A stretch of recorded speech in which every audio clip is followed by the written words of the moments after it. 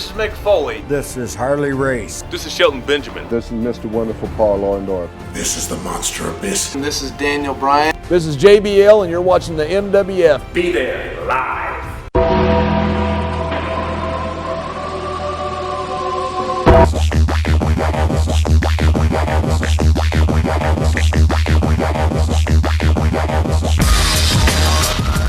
Wrestling fans from around the corner and around the world, welcome to Boston Wrestling Sports Wrestling Insider Series. I'm Dan Marotti here at MWF Studios, just north of Boston in downtown Melrose, Massachusetts. I've really been looking forward to tonight's TNA Impact debut on Pop TV. I had lost interest in Impact on Destination America, just like I had in late 2014 when it became a lame duck show on Spike TV. Between that and the show being taped so many months and months ahead of time, along with the nonsense that went on at Bound for Glory. Regardless, it's a fresh page and a fresh chapter in TNA history. Let's all enjoy it with an open mind. I like the new opening to Impact. I didn't understand why Destination America never had an opening to the program itself other than that lousy musical soundtrack they had that played in the background. Show opened with a nice Dixie Carter in-ring segment putting over Pop TV, the fans, in the TNA Heavyweight Championship. EC3 interrupted, wanting an airing of the grievances, so to speak, with his aunt. They rehashed the legal circumstances that saw Matt Hardy forfeit the championship in October. Hardy made his way out and said that he was going to win the title tonight. Eric Young jumped Hardy from behind as the two were set for a semi-finals championship matchup later on. Hardy was triple teamed with Tyrus getting in the mix until Bobby Lashley charged out to help even the odd. The brawl seemed to go on forever to the point that I actually thought the Young and Hardy match had started. After the commercial break, we came back to Bobby Lashley taking on EC3 in their semifinal. I liked the slick video package that played leading into the segment. Carter came away with the win after Lashley was distracted by Tyrus on the ring apron. Lashley seemed to step off in this one. It wasn't one of his better matches. The right guy obviously went over with the victory. EC3 looked like $1 million in this matchup. Hopefully we'll see a better matchup in the finals. Kurt Angle was out next. He said he already made it public that he's stepping down from TNA, and it's important that he has the highest quality matches possible on the way out. He ran down a list of stars that he's faced in the past and tossed around some ideas on who he'd like to face going out. Next week it'll be Drew Galloway in the main event of Impact. Galloway came out and talked about what an honor it'll be to face Angle.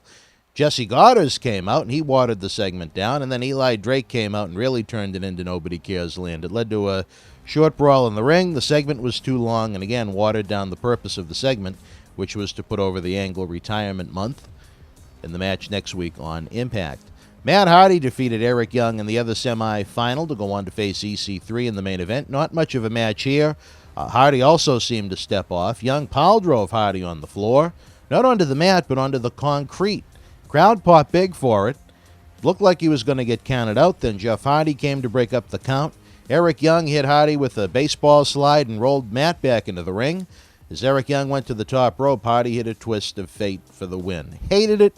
A pile driver on the concrete or on the floor at all should have created some kind of a serious injury, not a 30-second pause in the matchup. Up next, Bobby Roode issued an open challenge for his King of the Mountain Championship to any wrestler in any company.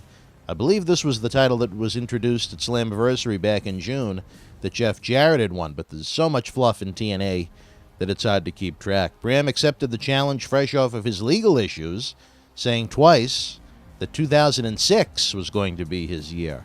Bobby Roode went over clean with the Roode Bomb. By far, this was the best match of the show up until this point. Post-match, Eric Young ran out and attempted to pile drive Roode as well. Bram hit Roode with a low blow as he was going to Roode Bomb Young.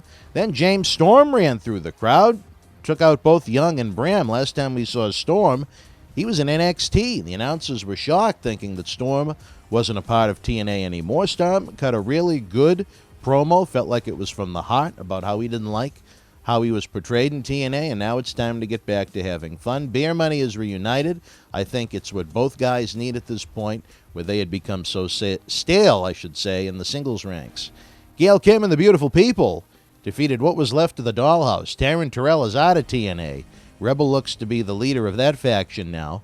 Angelina Love is pregnant, so Gail Kim replaced her on the Beautiful People side. It was nice to see the lovely Velvet Sky looking so nice again after that strange, bizarre makeover she had last year on Impact.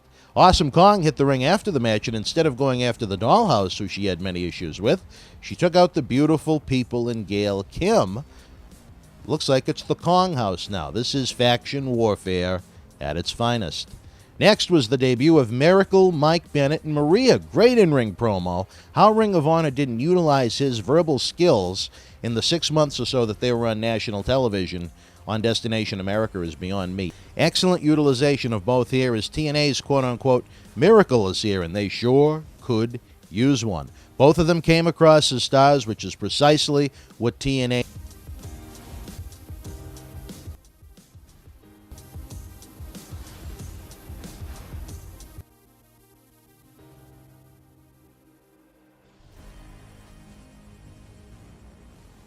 Heavyweight Championship with a 1%er off the middle rope. This was a strong match, much better than either of the semifinal matchups earlier in the program. Pop TV went past 11:05 live to go to the finish. Right guy to put the championship belt on again for the second time since July. Ethan Carter III can make that company money if utilized in the right fashion, which he has been more often than not since his debut in late 2013. I'm a big fan of Carter's. I'm surprised that WWE missed the boat on him. Here in the Millennium Wrestling Federation, our work is never done as our support indie wrestling mission continues 24/7. How about a free month of WWE Network? Click on the link below. Enjoy upcoming pay-per-views, including the Royal Rumble, exclusive programs, thousands of hours of on-demand content at its regular price of only $9.99 per month. It's an outstanding value. Check it out now. Do your shopping with both Amazon.com and WWEshop.com right here, folks. If you use the link below, we get a small kickback of any purchase you make on either website. And the best part is it does not increase your cost one penny. It helps us bring you the most free content in professional wrestling while you shop for the products and memorabilia you want. Don't forget to get social with us. Visit the BostonWrestling.com supersite for the latest live event news and deals in the MWF store. You can like us at Facebook.com/MWF Action. Follow us on Twitter at MWF2001 and subscribe to our YouTube channel with over 900 videos absolutely free. The links are below. Would love to hear what you thought about TNA Impact this week. We'll be back right here once again next Wednesday, folks. Until we speak again, you and yours, be well.